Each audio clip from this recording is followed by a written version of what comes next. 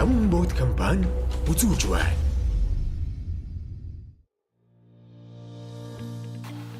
Айгуу бичлэг үзэж байгаа хүмүүстээ өнөөдрийн мэндийг хүргэе. Тэгээд Том бот компани зүгээс 100 цаг болж байгаа холбогдуулан нийт автомашин хэрэглэгч жолооч нартаа бас холцоонд гарахад тэр зэмээ удаagaадаа явхад автомашиндаа ямар засвар үйлчлэг хийсэн байх хэвээр юуг анхаарч явах хэвээр гэдэг талаас бас та бүхэнд бяцхан зөвлөгөө өгөхөөр бэлтгэлээ. Тэгээд өнөөдрийн маань зөвлөгөөг бас надтай хамтран өргөхээр олон улсын хэмжээний мастер 2015 онд Dakar Rally тэмцээнд бас оролцсон багийн гишүүн Бэмтлэгэр ах маань оролцоор бас зөвлөгөө хүргэхээр ирсэн байна.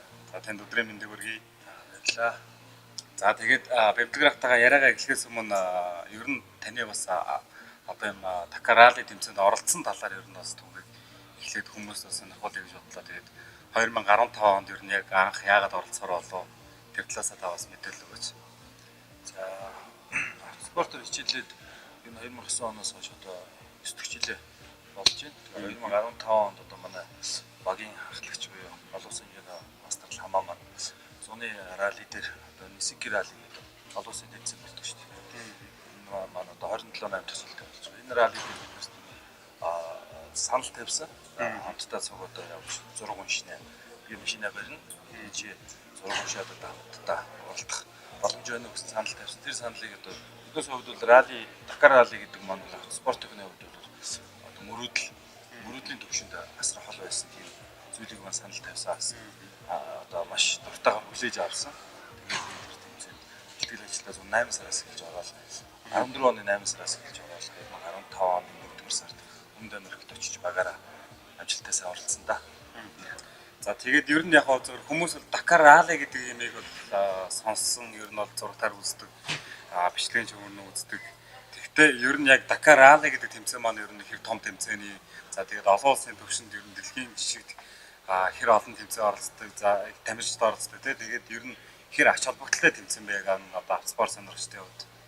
Ер нь автоспорт, автомото спорт сонирхчдын бол олимп гэж нэрлэгддэг. Яг дэлхийн нийтээр олимпийн бус төрлийн спорт боловч одоо бидний энэ одоо сонирхдаг хичээлдэг спортын хувьд бол олимп маань Dakar Rally гаргал одоо үнэлэгддэг. Тэрнээс хойш бол олон том раллинууд дэлхийн хэмжээний раллинууд болж байна. Одоогоор харахандаа Dakar Rally-гийн төвшөнд болцсон тийм том тэмцээнүүд гараагүй. Одоо холын зайн тэмцээнүүдийн хувьд бол хамгийн одоо шаардсан техникийн болоод тамирчдын ур чадвар, тэсвэр төвчээр нь бол хамгийн чухал тийм тэмцээнд. Нэг шаардсан тэмцээн бол одоо Dakar Rally нэг номерт явагдаж байна. Энэ утгаараа манай автомат спортын хичээллэх тамирчдын дунд түүнийг одоо дэмжигч багуудын хувьд бол олимп гэж нэрлэгддэг. Тэр хэмжээнд бол явж байгаа. За автоспорт сонирхчдын одоо энэ олимпиадт 2015 онд оролцоход одоо яг Монгол улсаас хичнээн үний бүрэлдэхүүнтэй ямар баг вэ? Тэгээд ямар техник автомашинтай яваа бас талаараа 2015 оны манай Dakar Rally-д оролцсон баг маань бол зөвхөн Монголоос их бол бас механик болоод босод одоо босуудтайгаа нийлээд 9 хүний баг бүрэлдэхүүнтэй Монгол улсаас явсан. Нийт одоо Toyota Land Cruiser маяг машинаар 3 баг Унгар Монголын хамтарсан Unica Sandlander гэдэг одоо багийг үүсгээд Монгол талаас 9 нийт манай багийн Unica Sandlander багийн 25 хүнтэй Dakar Rally-д 3 машин өрөлтөж оролцсон. Тэгээд дотроос бол Монголын баг 431 номертой манай олон улсын хэмжээний мастер хамаа гаргалсан. Манай баг одоо сүрэн дөрж спортын мастер одоо миний бие зургийг шиж одоо бид гурав нэг баг болж дээрээс нь баг дотроо дахиад нэг машинтай оролцсон. Дараа нь бол манай олон улсын хэмжээний мастер ям зөвхт Унгарын механикийн багийн ахлагчтай нэг дахиж баг болж нэг машинтай оролцсон. Дээрээс нь манай Sandlander багийн ахлагч Унгарын тамирчин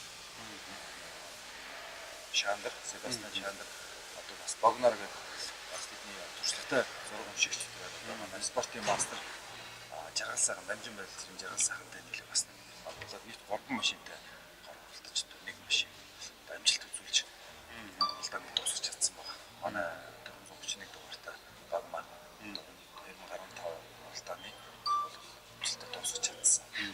Энэ амжилт үзүүлсэн. тэгээд юуны Монгол Унгарын хамтарсан баг маань Land Cruiser 200 гэдэг автомашиныг машинтайгаа бас оролцсон байлээ. Тэгэхээр ер нь ягаад бас яг Land Cruiser 200 гэдэг автомашиныг сонгохоор бол бас ер нь яг автомашинаа сонгохдоо хичнээн төрлийн автомашинуудаас сонголтоо хийж тэр машиныг сонгоо.